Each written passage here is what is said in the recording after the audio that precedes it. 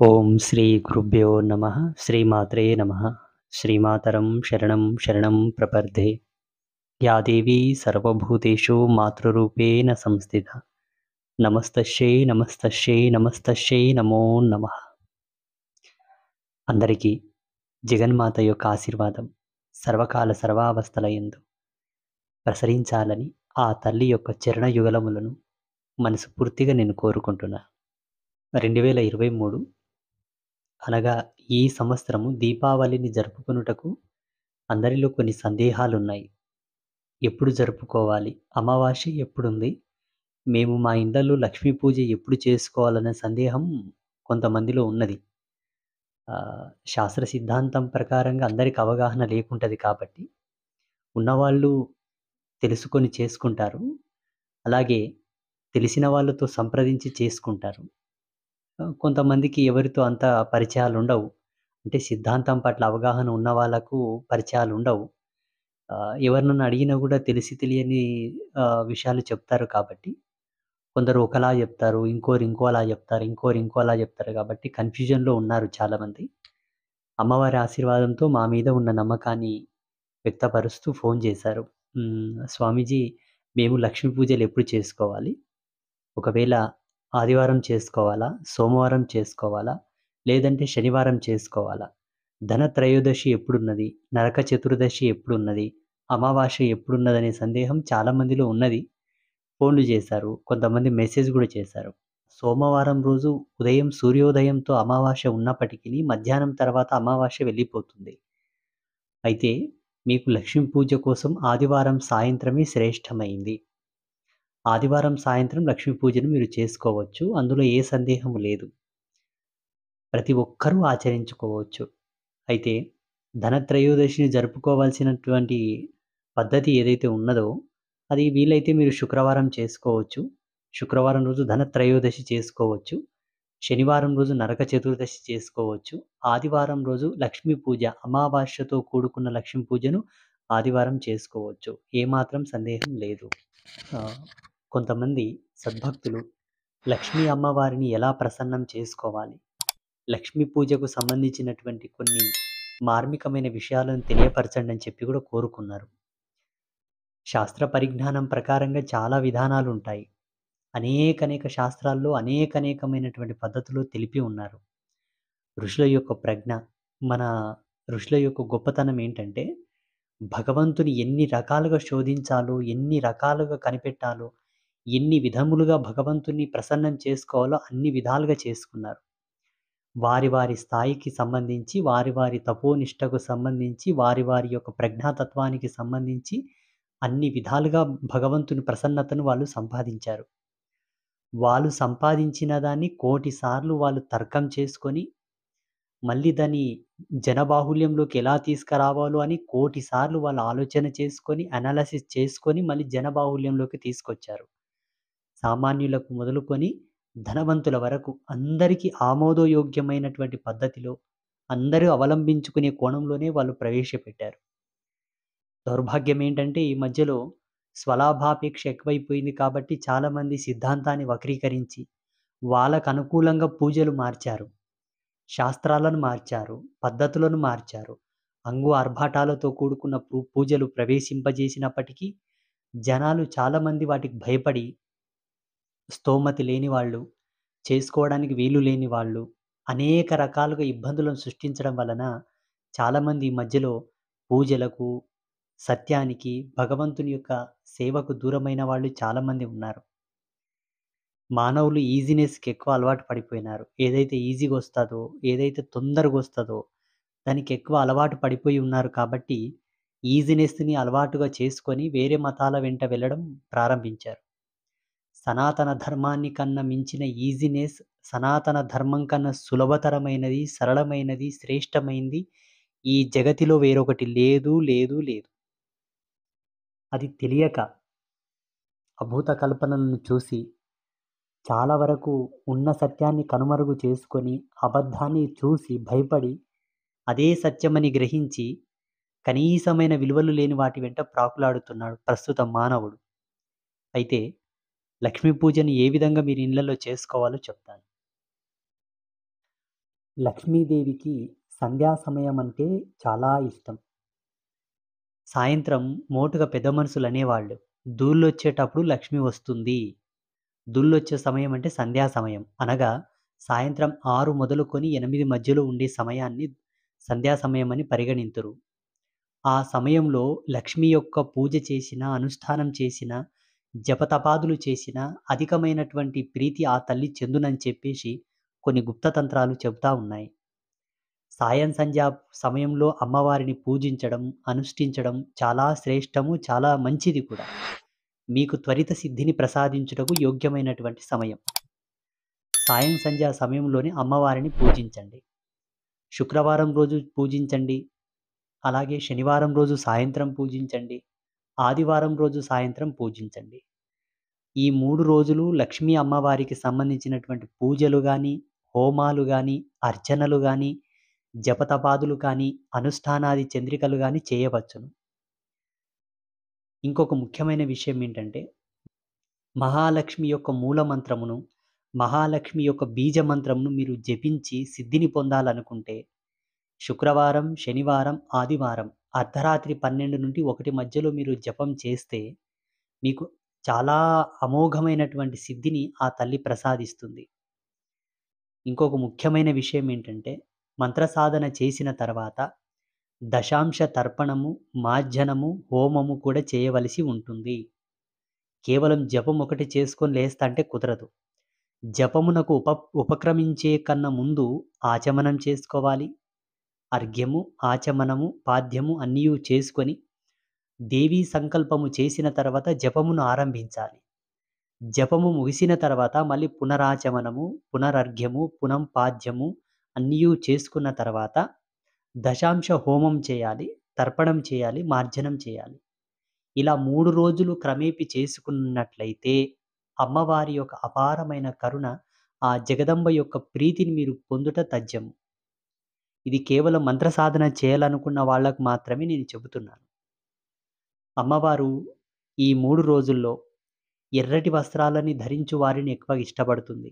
ఆమెకు ఎర్రటి వస్త్రాలు సమర్పించిన, ఎర్రటి గాజులు సమర్పించిన, ఎర్రటి పువ్వులు సమర్పించిన, ఎర్రటి కుంకుమతో అర్చన చేసిన, ఎర్రటి దానిమ్మ గింజలను కలిపిన పాయసము, ఆ పాయసంలో కాసింత కస్తూరి, గోరోజనము, పచ్చకర్పూరము ఈ అన్ని ద్రవ్యములు కలిపినటువంటి మిశ్రితంతోటి హోమం చేసిన అమ్మవారు చాలా ప్రీతి చెందుతుంది. ఎర్రటి పుష్పమాలను అలంకరించిన, ఎర్రటి పువ్వులతో అర్చన చేసిన, ఏ విధముగానైనా అమ్మవారు ఎరుపుని ఎక్కువ ఇష్టపడుతుంది. ఎందుకంటే సృష్టి సంయోగ క్రియకు సంబంధించినటువంటి వర్ణము, బ్రహ్మ మొదలుకొని సమస్త చరాచర జీవకోటి అంతయు గూడా ఆకర్షితమై స్తవనము, సిద్ధి, స్తంభనము పొందేటటువంటి వర్ణం ఏదైనా ఉన్నది అంటే అదొక ఎరుపు మాత్రమే. అందుకే అమ్మవారు ఎరుపుని ఎక్కువగా ఇష్టపడుతుంది.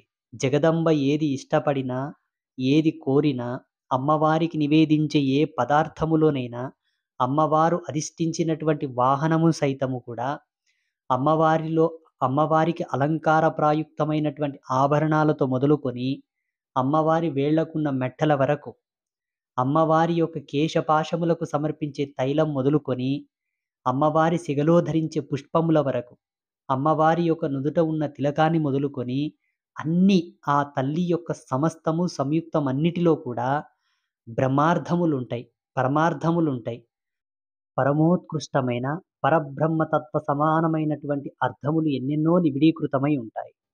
అందుకే మీకు వీలైన పద్ధతిలో, మీరు చేయదగిన పద్ధతిలోనే మీకు చెబుతున్నాను నేను.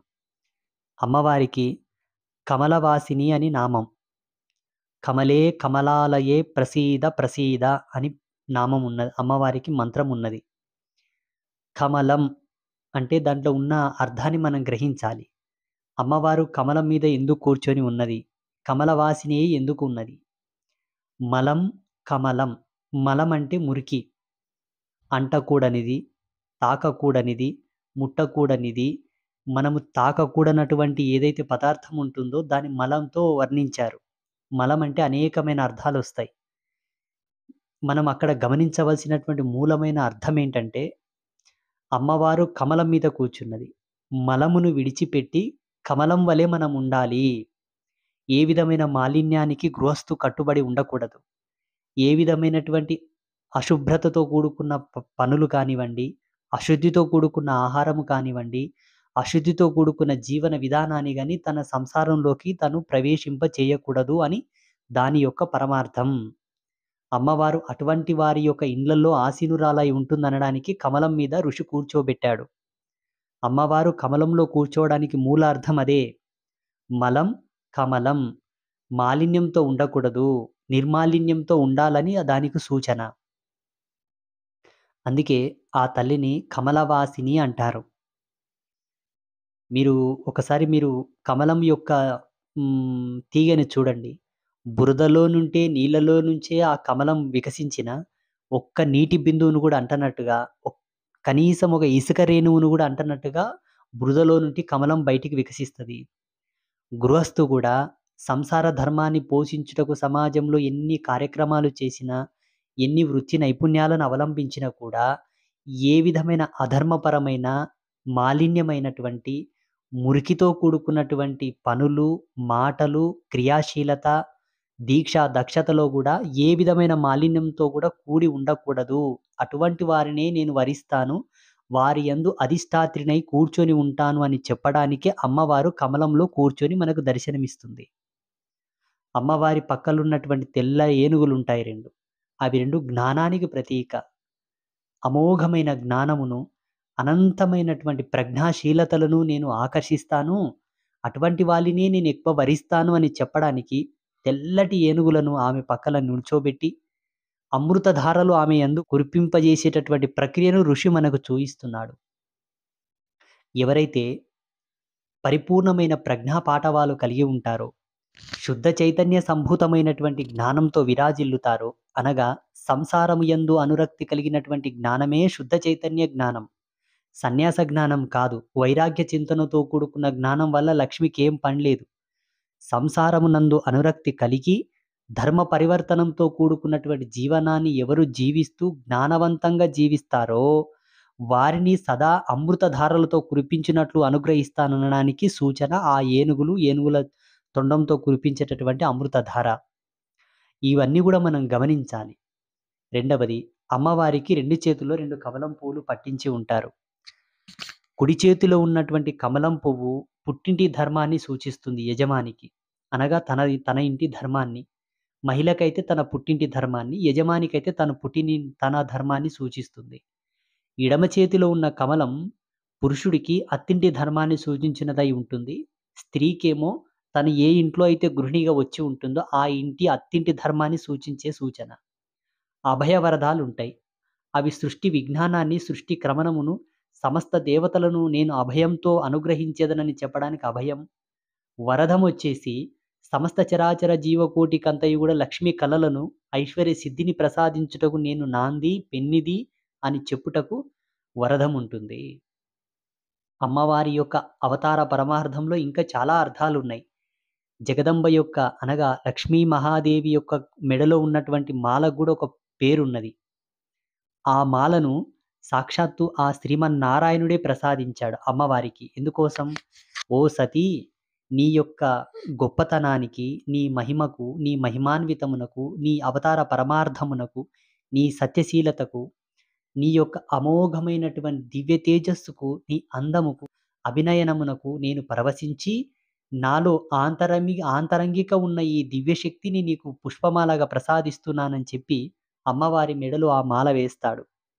ఆ మాలకున్నటువంటి పేరు పాతివ్రత్య శిరోధర్మమాల. పాతివ్రత్య శిరోధర్మమాల అని పేరు పెడతాడు. ఎవరైతే పాతివ్రత్య ధర్మాన్ని అనుసరిస్తారో వారిని వెన్నంటే నేను ఉంటానని చెప్పడానికి ఆ అమ్మవారు తన మెడలో ఆ మాలను ధరించింది. శ్రీహరి కూడా అదే విధంగా సంకల్పం చేసి అమ్మవారికి మాలాధారణ చేస్తాడు. ఏ ఇంటి ఇల్లాలైతే పతివ్రత ధర్మాన్ని ఆచరిస్తుందో, పాతివ్రత్య ధర్మంతో ఉంటుందో వారి వెన్నంటే నేను నడుస్తానని చెప్పడానికి ఆ మాల యొక్క సూచన. అమ్మవారి యొక్క కుండలాలు, కటిహారములు, కంఠహారములు, వడ్డానము, కాలి అందియములు, మట్టెలు, వేలికున్నటువంటి ఉంగరాలు అన్నీ కూడా ఒక్కొక్క దానికి ఒక్కొక్క నిబిడీకృతమైన అర్థం ఉన్నది. అందుకే అమ్మవారిని ఆరాధించేటప్పుడు పరిపూర్ణమైన శ్రద్ధతో మనసు పూర్తిగా అమ్మవారి యొక్క అలంకారాన్ని నేత్రానందంగా తిలకిస్తూ, వీక్షిస్తూ పూజ చేయండి.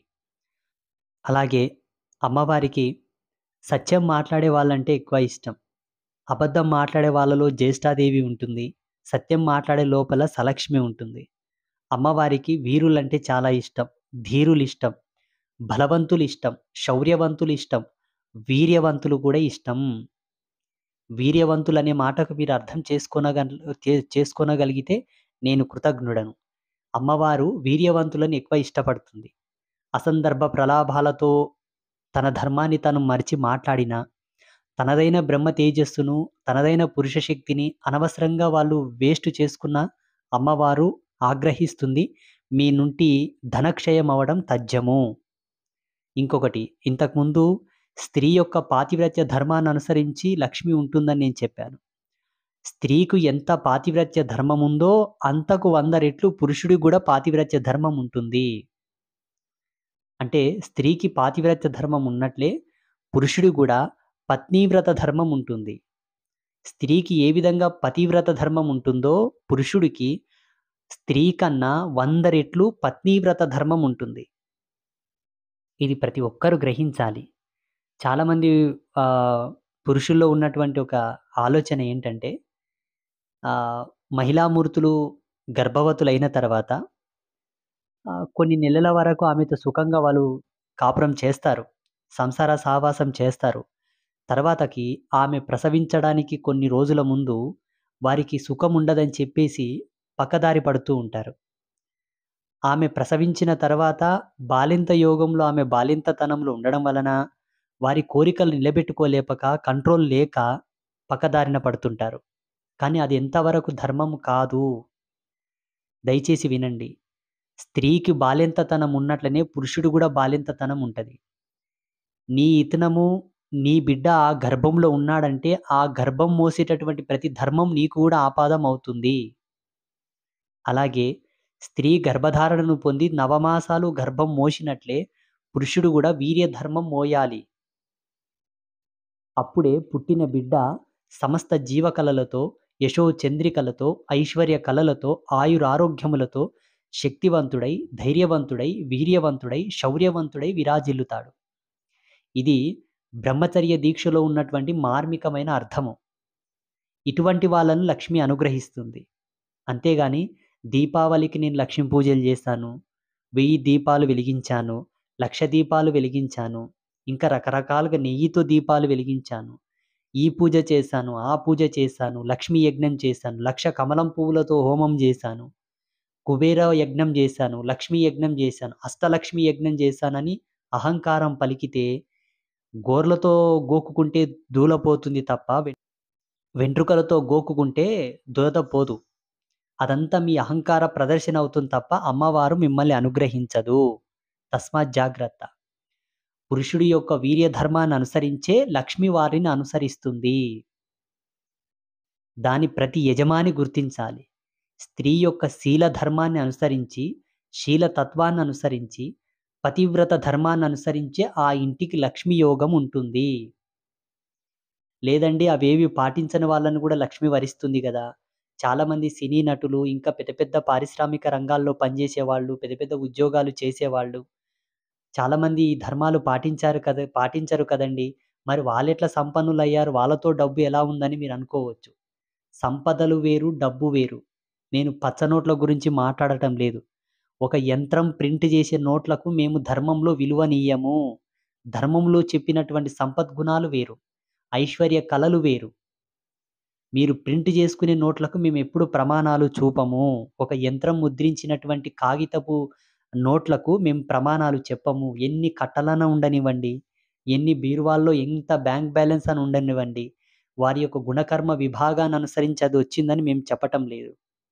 ఏమో ఏ జన్మలో చేసుకున్న పుణ్యమో, లేదు పెద్దలు చేసిన పుణ్యమో, వాళ్ళ తాత ముత్తాతలు చేసిన పుణ్యమో, ఎక్కడనో కొంత మిగిలిపోయి ఉంటుంది. సుఖభోగాలు అనుభవిస్తారు. తరిగిపోక తప్పదు. చేసిన కర్మలకు వడ్డీతో సహా చెల్లించుకోక తప్పదు. సృష్టి విజ్ఞానం ప్రకారంగా 2 ధర్మాలండి. స్త్రీ ధర్మం, పురుష ధర్మం. నపుంసకుడికి వీర్య ధర్మం లేదు. నపుంసకుడికి వీర్య ధర్మం లేదు.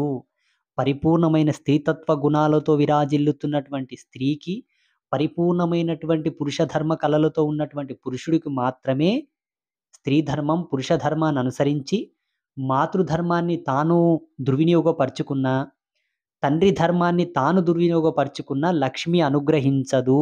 మీరెన్ని జపతపాలు చేసినా, ఎన్ని మంత్ర సాధనలు చేసినా, ఎన్ని హోమాలు చేసినా నిర్వీర్యమే. ఇందులో చాలా అంతరార్థం ఉందండి. బ్రహ్మార్థ సిద్ధి ఉన్నది. బ్రహ్మ వాగ్దాన వాక్తైక్యమైనటువంటి మూలమున్నది ఇందులో. మీకర్థం కాదు. నేను మోటుగా చెప్తున్నా.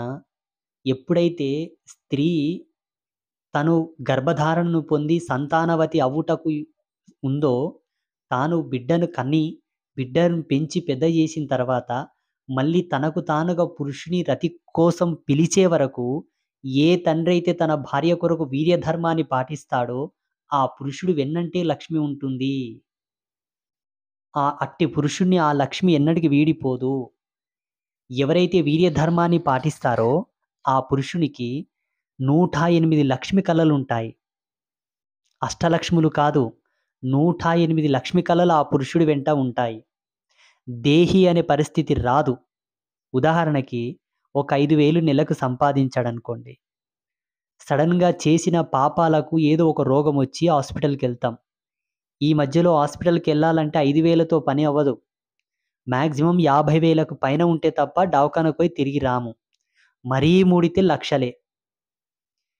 అటువంటి దుస్థితి, దుర్గతి, అటువంటి దుర్దశ ఆ యజమాని జీవితంలోకి అమ్మవారు రానివ్వదు. కష్టమే నీ ఇంటికి రాకుండుంటే నువ్వెందుకు డబ్బు ఖర్చు పెడతావు? నువ్వెందుకు సమయం వృధా చేసుకుంటావు? అది గదా అసలైన జ్ఞానం. తట్టు తగిలిన తర్వాత బట్ట కట్టడం గొప్ప విషయం కాదండి. తట్టే తగలకుండా జాగ్రత్త పడు. అది విఘ్నత. అది వివేకం. అది ప్రజ్ఞాశాలిత్వం. అంతేగాని ఏదో చేరాని పనులను చేస్తాం, గుంతలు పడతాం, తర్వాత పైకెక్కనికే నానా తంటాలు పడుతూ ఉంటాం.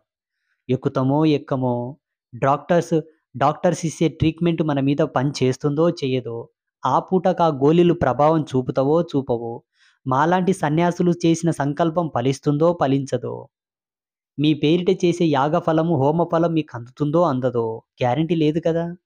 ఒకవేళ అందితే మీరు బాగైతారు. అందకపోతే ట్రీట్మెంట్ ఫలిస్తే మీరు బాగైతారు. ఒకవేళ ఫలించకపోతే, ఆ మెడిసినల్ ఇంపాక్ట్ అనేది బాడీ మీద గ్రోత్ కాకపోతే, అప్పుడు మీ పరిస్థితి ఏంటి? అందుకే శ్రేష్ఠ సనాతన ధర్మం ఒకే మాట చెబుతున్నది. సమస్యనే నీ దరికి రాకుండా జాగ్రత్త పడు. అందుకే ఇన్ని కట్టుబాట్లు, ఇన్ని ఆచారాలు, ఇన్ని పద్ధతులు, ఇన్ని నియమాలు.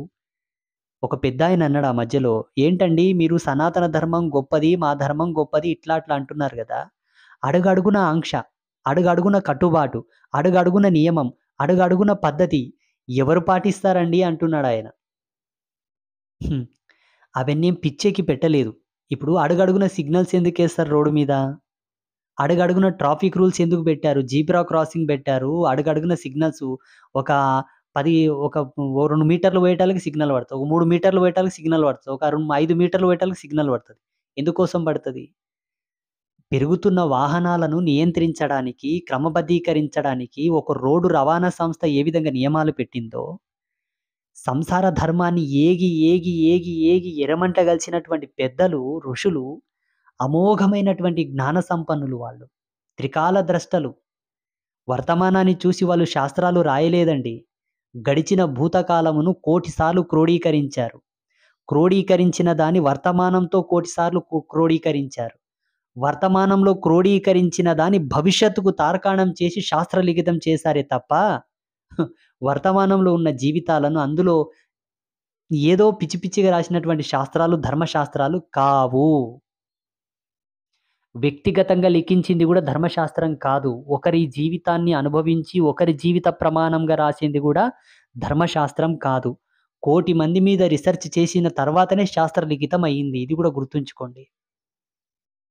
అయితే మేము చెప్పేటటువంటి ధార్మికమైన మూలాలు చెబుతా ఉంటే ఇలాగే ఉంటాయి. ఇవన్నీ మీకవసరం లేదు. ఇప్పుడొచ్చే లక్ష్మీ పూజని ఎలా చేసుకోవాలన్నదే మీకు కావాల్సినటువంటి సబ్జెక్టు. అమ్మవారి యొక్క చిత్రపటమును తెచ్చుకొని, శుక్రవారం రోజు మార్కెట్‌కెళ్ళి అమ్మవారి యొక్క చిత్రపటం తెచ్చుకోండి. నేను చాలా వీడియోలో చెప్తూ ఉంటాను. ఆకుపచ్చని చీర ధరించిన లక్ష్మీ అమ్మవారి ఫోటో తెచ్చుకోండి. అమ్మవారు కూర్చొని ఉండాలి. నిలబడ్డ ఫోటో తెచ్చుకోవద్దు. అట్టి ఫోటోను తెచ్చుకొని శుభ్రంగా నీళ్లు కొన్ని చిలకరించండి. పువ్వుతోనో లేదా వేళ్ళతోటో లేదంటే ఒక గుడ్డను అద్ది ఒట్టిగా పిండి బాగా నీళ్ళన్నీ పిండేసి తుడవండి. నీళ్లు పోసి అభిషేకాలు చేయొద్దు. ఎందుకంటే దాంట్లో ఉన్నది పేపర్ ఉబ్బిపోతుంది. వెనకాల అట్ట ఉబ్బిపోతుంది. అంతా పురుగు కొరికినట్ల చిరిగిపోతుంది. ఉబ్బిన ఫోటోలకు, చిరిగిన ఫోటోలకు, పగిలిన ఫోటోలకు పూజలు చేయకండి. చేస్తే మీ ఇంట్లో ఉన్నటువంటి ఐశ్వర్య కళలన్నీ బయటికి పోతాయి. ఆ కళతో యశో పురుషుడు పోతాడు. యశో పురుషుని ఎంట సత్యలక్ష్మి పోతది. సత్యలక్ష్మి ఎంట వాస్తులక్ష్మి, గృహలక్ష్మి అందరూ పోయిన తర్వాత ధనలక్ష్మి కూడా మీ ఇంట్లో నుంచి వెళ్ళిపోతది. ధనలక్ష్మి పోయిందంటే ఆరోగ్య లక్ష్మి పోతది. శాంతి లక్ష్మి పోతది. పుష్టి లక్ష్మి పోతది. అందుకే ఎందుకు లేని తలకాయ నొప్పి. విగ్రహాలు పెట్టుకొని పూజించుకోవాలనుకుంటే బొల్లున్న విగ్రహాలు పూజించకండి. ఫిల్ ఉండాలి. గట్టిగా ఉన్న విగ్రహాలు తెచ్చుకోండి. విగ్రహాలు తెచ్చుకోవాలనుకుంటే ఫోటోలు తెచ్చుకోవాలంటే ఒక కొలత చెప్తాను. యజమాని తన మూర ఉంటుంది కదా, మూర అంటే ఇట్లా చేయితో కొలుస్తారు. ఒక మూర కన్నా పెద్ద ఫోటోలు ఇళ్లలో పెట్టుకోకూడదు. మోటు కొలత. విగ్రహాలు పెట్టుకోవాలనుకుంటే యజమాని యొక్క చేతి వేళ్ళు ఉంటాయి కదా, ఈ 5 వేళ్లలో ఏ ఒక్క వేలు సైజుతోనైనా మీరు విగ్రహాలు తెచ్చుకోవచ్చు. ఈ వేలు సైజును మించిన విగ్రహాలు ఇంట్లో పెట్టుకోకండి. బొటన వేలు సైజు అనేది తెచ్చుకోండి. చూపుడు వేలు సైజు అనేది తెచ్చుకోండి. మధ్య వేలు అనేది తెచ్చుకోండి. ఉంగరపు వేలు, చిటికన వేళ్ళు. ఏ వేలు సైజు విగ్రహం తెచ్చుకున్నా మీకు శుభ ఫలితాలు ఇస్తాయి. మోటు కొలతలు శాస్త్రాలు సిద్ధాంతాలు పక్కన పెట్టండి. ఈ సైజు విగ్రహాలు శబ్దం చేసి బొల్లున్న విగ్రహాలు తెచ్చుకోకుండా గట్టి ఉన్న విగ్రహాలు తెచ్చుకోండి.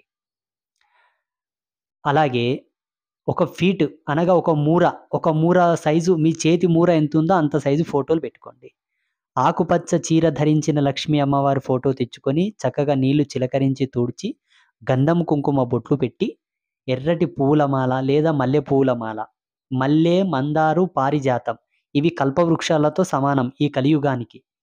వీటిలో ఏ పుష్పాలతోనైనా అమ్మవారిని అర్చన చేసి, అష్టోత్తరాలతో కుంకుమార్చన చేసి, బెల్లంతో చేసిన పదార్థాలు, పాలతో చేసిన పదార్థాలు, పిండి వంటలంటే అమ్మవారికి చాలా ఇష్టం. వాటిని నివేదించండి.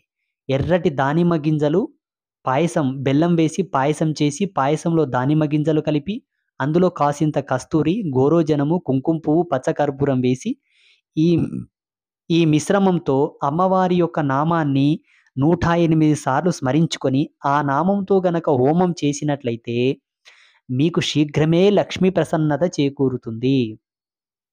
శుక్రవారం, శనివారం, ఆదివారం ఈ 3 వారాల్లో సాయం సంధ్యా సమయంలో నేను చెప్పినట్టుగా అమ్మవారి పూజ చేసుకోండి. కలశస్థాపన చేసుకోవచ్చు. అలాగే అమ్మవారి యొక్క హోమానికి రాగి సమిదలు, లేదంటే మర్రి సమిదలు, లేదంటే మామిడి సమిదలు, లేదంటే మోదుగ సమిదలంటే చాలా ఇష్టం.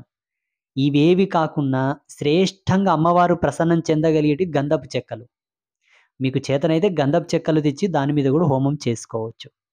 అలాగే అమ్మవారికి అత్యంత ప్రీతిదాయకమైన ధూపం, పచ్చకర్పూరం ధూపం వేయండి, గుగ్గిలం ధూపం వేయండి, రావి చెట్టు యొక్క బెరడు తెచ్చి ధూపం వేయండి. అమ్మవారికి చాలా ఇష్టం ఇవి. వీటితో అమ్మవారికి ధూపం వేయండి. అలాగే అమ్మవారికి దీపాలంటే చాలా ఇష్టం. ఎందుకంటే దీపం జ్ఞానస్వరూపం కాబట్టి.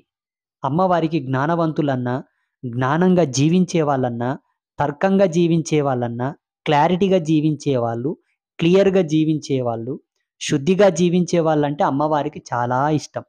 తొందర పడడం, నత్తి మాట్లాడడం, తొందర మాట్లాడడం, ఏదేదో తొందర చేసే వాళ్ళంటే అమ్మవారు ఇష్టపడదు.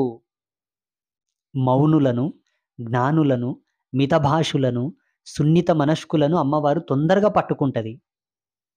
ఇది చాలామంది ఒకవేళ మీ జీవితాల్లో ఈ తప్పులున్నా కూడా సర్దుకోండి. ఏంటి స్వామి మన జీవన విధానానికి లక్ష్మికి ఏంటి సంబంధం? మనం ఎలాగో మన కర్మఫలాన్ని బట్టి మన గుణగణాలు ఉంటాయి. వాటికి అనుగుణంగానే మన శరీరం స్పందిస్తుంది. మాటలు వస్తాయి. వాటికి అనుగుణంగానే మనం మాట్లాడతాం కదా. దీనికి లక్ష్మికి ఏం సంబంధం అని మీరు అనుకోవచ్చు. అమ్మా చాలా సంబంధం ఉంది. దేహ నిర్మాణ ధర్మాన్ని బట్టే భగవంతుని యొక్క ప్రసన్నం ఉంటుంది. మీరు అనుకున్నంత ఈజీగా భగవంతుని యొక్క సాక్షాత్కారం జరగదు. శరీరంలో ఏమాత్రం ఒక్క అవయవం ముక్కబోయినా భగవత్ సాక్షాత్కారం జరగదు. అనుగ్రహం వస్తది. అనుగ్రహం వేరు, సాక్షాత్కారం వేరు. చాలా మార్మికమైన అర్థాలున్నాయి. సరే, మీకు ఇప్పుడు ఈ సంవత్సరం లక్ష్మీ పూజలు కావాలి గాబట్టి, మొదటి రోజు శుక్రవారం సాయం సంధ్యా సమయంలో మీకు వీలైతే 64 దీపాలు వెలిగించండి ముంగిళ్ళలో. చక్కగా రంగవల్లులద్ది ముగ్గు వేసి అందులో 64 దీపాలు పెట్టండి. మరుసటి రోజు 64ని డబల్ జేయండి. ఎన్నైతాయి? 64 డబల్ చేసి మరుసటి రోజు సాయం సంధ్యా సమయంలో పెట్టండి. మూడవ రోజు 64ని డబల్ చేసింది వచ్చిందాన్ని డబల్ చేయండి. ఈ విధంగా మీరు దీపాలు వెలిగించుకోండి. ఈ సంవత్సరం మీకు శుభం జరుగుతుంది. ఇది నా ఆలోచన. నా దర్శనానికొచ్చింది మీకు చెబుతున్నాను. మన ఆశ్రమంలో ఇదే పాటిస్తాం మేము. ఈ విధంగా 3 రోజులు పూజ చేసుకోండి. ఇంకొకటి, ఈ లక్ష్మీ పూజల్లో ధనత్రయోదశి, నరక చతుర్దశి, దీపావళి, అమావాస్య ఈ 3 రోజుల్లో తులసి పూజ చేసిన, తులసి కోట దగ్గర దీపం పెట్టిన, గోమాతకు పూజ చేసిన, గోమాతకు భోజనం పెట్టిన, గోవు దర్శనం చేసుకున్నా కూడా శుభప్రదమే. గోవులో తులసి కోట దగ్గర గురువుల చెంతన అమ్మవారు ఆశీనురాలై ఉంటుంది. హరిభక్తుల యందు, శివభక్తుల యందు, గంగానది తీరంలో, పుష్పవనంలో, ముత్యాల చెంత, పగడముల చెంత, బంగారు యందు కూడా ఆ సమయంలో లక్ష్మీ ఆశీనురాలై ఉంటుంది కాబట్టి అవి కూడా దర్శించుకోవడం మీకు శుభసూచకం. ఏనుగు యొక్క కుంభస్థలమునందు కూడా లక్ష్మి ఉంటుంది. తామర కొలను అనగా కమలములతో నిండుకున్న కొలనులో కూడా అమ్మవారు ఉంటుంది. ఇవేవి కాకుండా శ్రేష్టమైన పరిపూర్ణతత్వంతో కూడుకున్నటువంటి సువాసిని యొక్క పాపిట యందు కూడా లక్ష్మి ఉంటుంది. సువాసిని యొక్క నుదురు పాపిటలో కూడా లక్ష్మి ఉంటుంది. పరిపూర్ణమైన తత్వంతో ఉన్న సువాసిని అంటే అర్థం ఏంటో తెలుసా? పూర్ణ సువాసిని వేరు, సువాసిని వేరు. పూర్ణ సువాసిని అనగా ఆడపిల్లలకు, మగపిల్లలకు ఇద్దరికి జన్మనిచ్చిన పుణ్యవతి, పూర్ణ ఇల్లాలు, పూర్ణ పుణ్యవతి, ఆమె అఖండ సౌభాగ్యవతి. అట్టి మహిళ యొక్క పాపిట్లో కూడా లక్ష్మి ఆసీనురాలై ఉంటుంది. అదేంటి స్వామి, ఆడవాళ్ళని కానీ మగవాళ్ళని కనని వాళ్ళ ఎంత లక్ష్మి ఉంటలేదా అంటే నాకు సంబంధం లేదు. ఆ జగన్మాతను అడగండి. ఉంటుంది, లేదని లేదు. ఇప్పుడు ఉదాహరణకి తక్కువ చదువు చదివినోళ్ళకు పెద్ద ఉద్యోగం ఇస్తారా? ఇయ్యరు. వారి వారి అర్హతలను బట్టి, వారి వారి యొక్క పుణ్యశీలత, వారి యొక్క కర్మఫలం, పుణ్యఫలం, వారు ఎత్తిన జన్మ యొక్క దశను బట్టి సంతానం సాఫల్యత అవుతుంది. ఆ సంతాన సాఫల్యత ధర్మాన్ని బట్టే లక్ష్మి యొక్క కళలు, సువాసిని ధర్మాలు, శ్రేష్ఠ సువాసిని, ఉత్తమ సువాసిని, ఆమెకు అన్ని శుభకార్యముల యందు కూడా తాంబూలం ఇచ్చారు. వీళ్ళు చాలా ఉన్నాయి. వీటన్నిటితో మీకేం పని లేదు. మీకు లక్ష్మీ పూజ కావాలి, డబ్బులు కావాలి, ఆర్థికపరమైన ఇబ్బందులు తొలగాలి కాబట్టి నేను చెప్పిన పద్ధతిలో మీకు ఏది వీలైతే అది లక్ష్మీ పూజ చేసుకోండి. అమ్మవారు మిమ్మల్ని సదా అనుగ్రహిస్తుంది. లాస్ట్ అండ్ ఫైనల్ ఒక విషయం చెప్తాను, బాగా గుర్తుంచుకోండి. పురుషుడి యొక్క వీర్య ధర్మాన్ని అనుసరించే లక్ష్మి అనుగ్రహిస్తుంది. స్త్రీ యొక్క పాతివ్రత్య ధర్మాన్ని అనుసరించే లక్ష్మి అనుగ్రహిస్తుంది. ఈ రెండింటికి ప్రతీకనే అమ్మవారు కూర్చున్నటువంటి కమలం కానివ్వండి, అమ్మవారి వాహనమైనటువంటి గుడ్లగూబ కానివ్వండి, అమ్మవారు అధిష్ఠించినటువంటి శ్రీహరి యొక్క వక్షస్థలము కానివ్వండి, శ్రీమన్ మహాలక్ష్మి యొక్క మూల మంత్రాలను, స్త్రీ సూక్తాన్ని మనం డీకోడ్ చేసి దాంట్లో ఉన్న మార్మికమైన మర్మమైన అర్థాన్ని గనక సరళం చేస్తే కూడా ఇదే వస్తుంది. దయచేసి నేను చెప్పిన విషయాన్ని జ్ఞానవంతంగా, తర్కవంతంగా, మనసు పూర్తిగా విని ఆచరించిన వాళ్ళు తరిస్తారు. ఓం శ్రీ గురుభ్యో నమః. శ్రీమాత్రే నమః.